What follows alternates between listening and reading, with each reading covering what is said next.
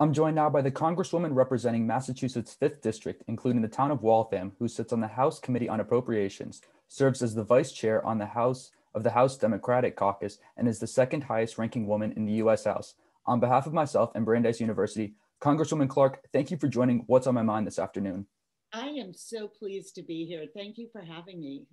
When you speak with your constituents and listen to how your colleagues describe their districts, what have you learned about how the United States has responded to the COVID-19 pandemic? Well, we are disheartened to say the least. As I hear from people around my district here in Massachusetts, including Waltham, I hear stories of despair, of single moms who were evicted and trying to get someone to let them into their shuttered childcare provider so they can get those extra diapers they had left there because that's how tight their budget is. I've heard from flight attendants on my flight home from Washington who went on the loudspeaker and tearfully explained it was her last day because she was going to be furloughed, and thanked us for supporting the airline and asked us to keep her in our minds. And I've heard from veterans who are now lining up in bread lines at the VA up in Bedford, Massachusetts.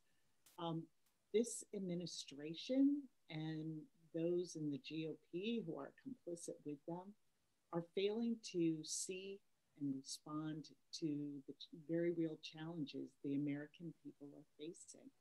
And I have found that these stories are repeated across the country in districts that look very different than ours.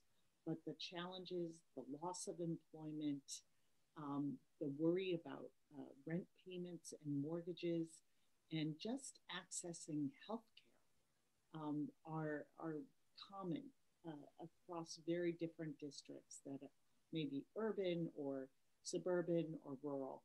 So it is a very tough time for our country, and we are doing everything we can in the House as House Democrats to make sure that we are bringing these stories with us and trying to get this administration to the negotiating table. At the end of last week, the House passed a revised $2.2 trillion coronavirus stimulus bill. Right now, do you believe this is enough, or are other policies necessary to help accommodate families and unemployed individuals while also helping to prevent another wave of positive cases? I think it will be a very good start. We have come down from our initial uh, bill that was called the HEROES Act that we passed back in May. And since then, the needs have only escalated around the country. But what we do know is that fundamentally, we have to be able to send relief home. Not only relief to help people deal with food insecurity, rent and mortgage payments, to give them unemployment, another stimulus check, but also to stabilize our small businesses and restaurants. And Waltham's a great example. Waltham has such thriving small businesses, a great downtown with so many wonderful restaurants. But as cold weather is coming to New England, however creative they've been this summer, time is running out, and this relief is needed. So what we have done is come back. We've halved our what we asked for, and are trying to still be very comprehensive and yet shorten up some of the timelines for funding so that we can meet the challenges, and yet be able to come to a figure that we hope we can negotiate. So it has been a ping pong situation with this president who says negotiations are on, they're off. Today they're on again. There's word that we're going to have a new proposal, and we are there when at any time of day, day or night, 24/7, we will come and negotiate. It is so important to the American people. They cannot wait until after the election to take care of these needs. And so we're hopeful that the president sticks with this course. His calls for a very big package, but since none of us have checked Twitter since we started this interview. We don't really know where we stand at this moment. You voiced your support during this pandemic also for expanding childcare policies. If passed, what will they do? For example, the Child Care is Essential Act and Child Care for Economic Recovery Act. Yes, well, thank you for asking that, because childcare is one of these industries and sectors that if we do not stabilize it, we will not have an economic recovery in this country. And what we know about childcare is that going into the pandemic, with so many of these issues, we knew the inequities were there. Childcare providers operate on the thinnest of margins in the best of times, and these are certainly not the best of times. But what we have seen is that childcare providers are closing. We are on the cusp of losing millions of childcare slots, up to 4 million nationally. And this is devastating for working parents and for childcare providers. Just this spring, over 300,000 childcare providers lost their jobs, which is just a startling figure. But what we are seeing is that the business community, parents are coming together and saying, we understand this is a public good that needs a substantial public investment. So House Democrats have met that challenge. We passed a $50 billion, the Child Care is Essential Act that you referenced back in July, and we've upped that. In September, we came back just last week in our proposal for negotiations. We are at $57 billion because the need is growing, and we have to have an infusion of funding so that we can stabilize this sector and get parents back to work, get child care providers back to work, and help everyone find affordable, accessible, quality child care. We know it is that key to getting our economy back on track. I wanted to switch briefly to international affairs. In recent weeks, fighting has escalated between Azerbaijan and Armenia. What is your recommendation to both nations to resolve this long-standing conflict? You know, we are firm believers in diplomacy, and we know that that is where we have to be. But this has been a devastating series of attacks, and I've recently signed a letter on behalf of many members of Congress asking that there be a de-escalation. And the news out of Armenia recently that one of their churches, a place of worship, was targeted is just unacceptable. We know that that can even be considered a war crime as we learn more about those circumstances. And so this is a long-term problem in this area, but we do believe that Armenia has done what it needs to do.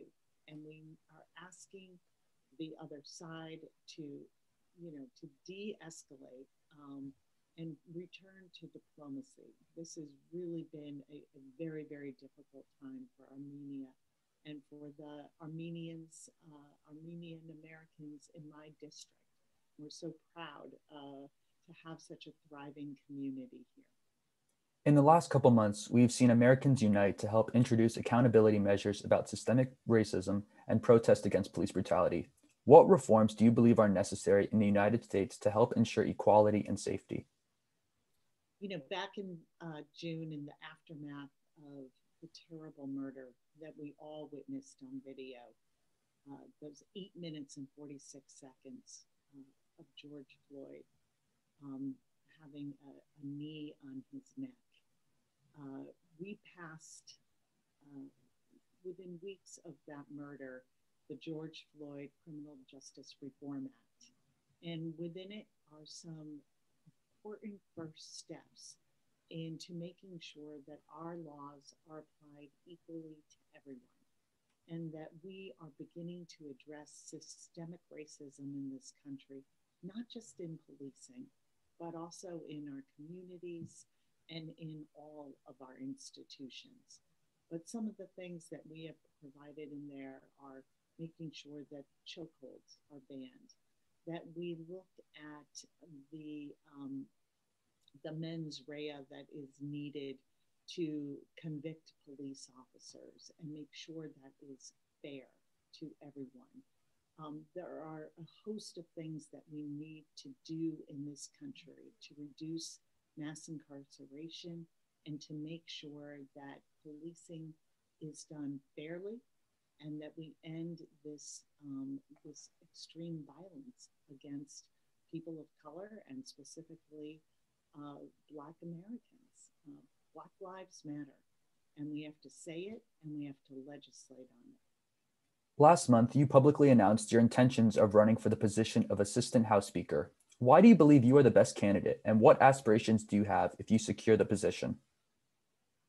My aspirations for securing, for being the Assistant Speaker position is to make sure that we are tapping the incredible diversity of our caucus. We are the most diverse caucus in race, gender, ethnicity, geography, ideology in the history of Congress. But unless we're using it, unless we're really pulling people in those perspectives, it's just a talking point. So my goal is to continue the work that I've done as vice chair of this caucus to help us stay unified and to put the agenda of the American people on the front burner in Congress. So I am looking forward to what I hope will be in our next session. Not only will we have an expanded majority in the House, but we will be in the majority in the Senate, and Joe Biden and Kamala Harris will be in the White House. And then it's time for us to govern and to take care of the issues the American people need us to focus on.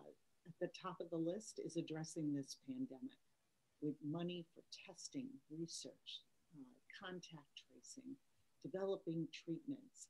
Until we have healthy people, we are never going to have a healthy economy. And then we have to make those investments in infrastructure.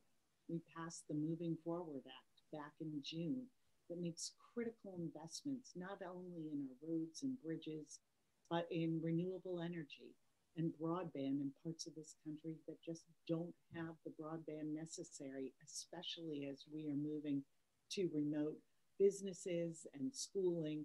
And more than ever, we need to have that vital connection. We are going to do everything we can to protect the ACA and expand it so that people can have access to healthcare.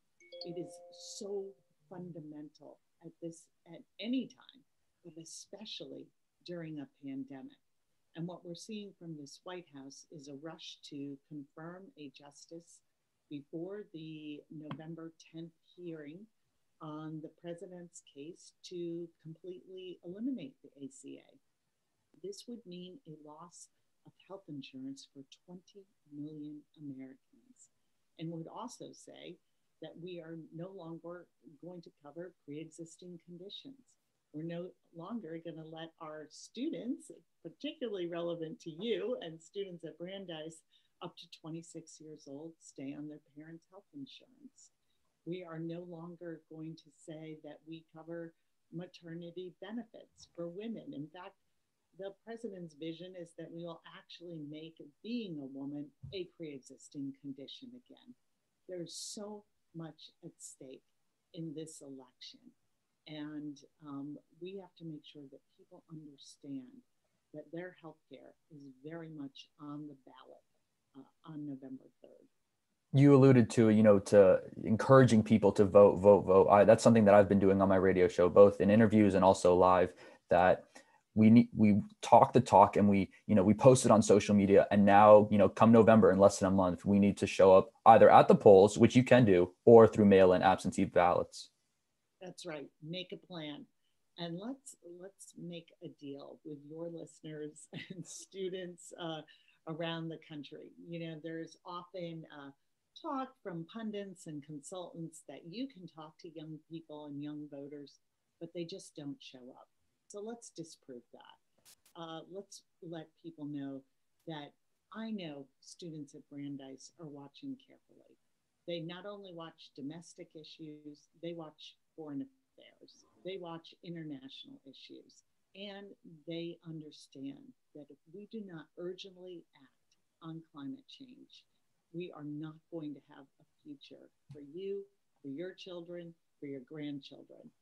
And that this is no longer something that we can talk about and not act on.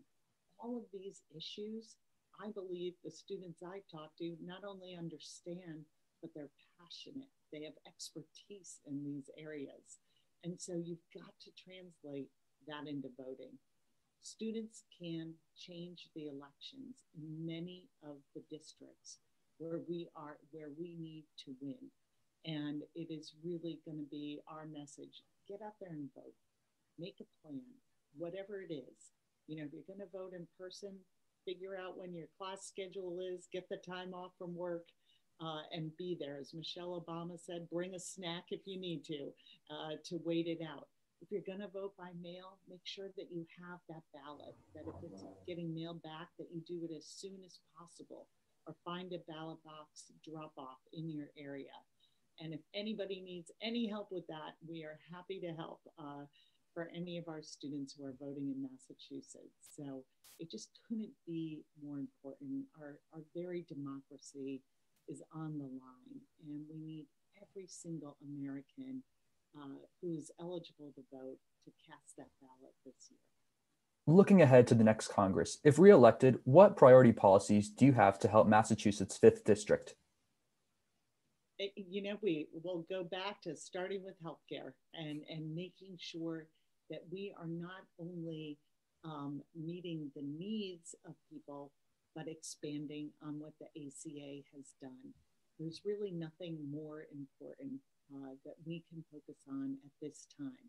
We will address the pandemic and make sure that we can help people recover and that we can rebuild healthy communities. And then we have to make sure we don't go back to normal, but that we build a new economy that is more inclusive, that we are looking at the issues around the gender pay gap, because we know that this recession that has been caused by this pandemic is affecting women in numbers that are 8 times more than it's affecting men. And that has a lot to do with the fact that women tend to be in lower paying jobs and in industries that have been particularly hard hit, the hospitality industry, childcare providers. And so all of these issues, so many of the inequities that we knew existed are ones that we have to address.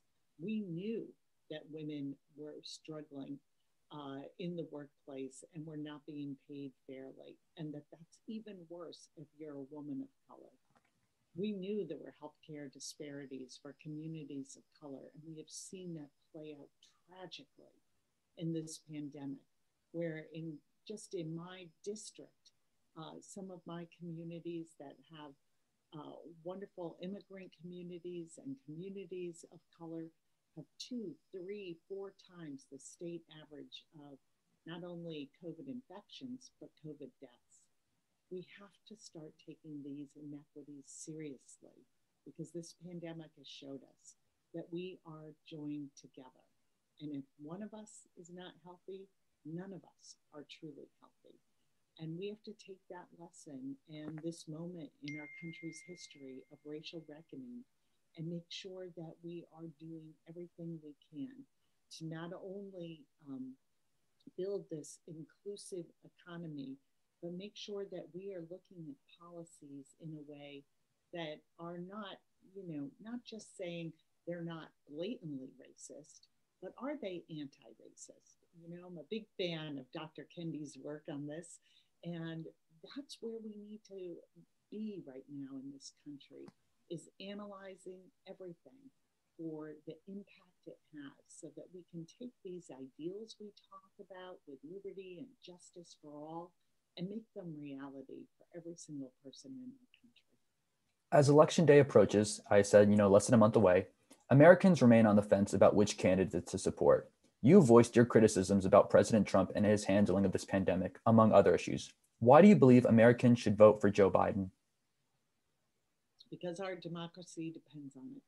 We have to restore truth integrity, morality, and character. This president has failed us in so many ways, and he has shown us time and time again that he doesn't see the American people, he doesn't care about the American people. He cares about one thing, and that's Donald Trump.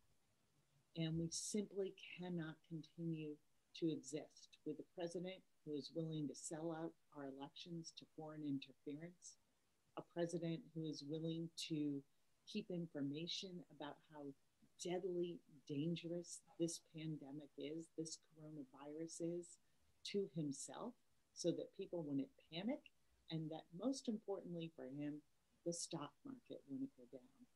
And by doing that, by not addressing this pandemic, he has cost tens of thousands of American lives.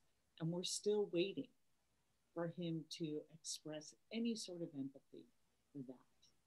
There is no way that Donald Trump is capable of meeting this moment in our history with the pandemic and the challenges to healthcare. And there nowhere is that more evident than his continuing with this quest to get a Supreme Court justice in place to replace Justice Ruth Bader Ginsburg, who the only time I actually got to meet Justice Ginsburg and have dinner with her was at Brandeis, which is one of my favorite memories ever, and was such an honor. I found myself completely tongue-tied during the entire dinner because I couldn't even believe I was sitting with her. But we have to live up to what she told us to, fight for what's right. And in this fight, Donald Trump just isn't able to do it. He's just shown us he can't see us. He doesn't have a vision that goes beyond his own needs and wants. So I'm with Joe Biden all the way. Joe Biden will restore character. He will restore truth. And he is going to fight for our democracy. And that's what we need right now. It is all on the line on November 3rd. So we're going to circle back to let's prove the pundits wrong and make sure that students show up in record numbers and make their votes count. Congresswoman Clark, thank you for taking the time to join the program this afternoon. Thank you so much. It was so good to be with you.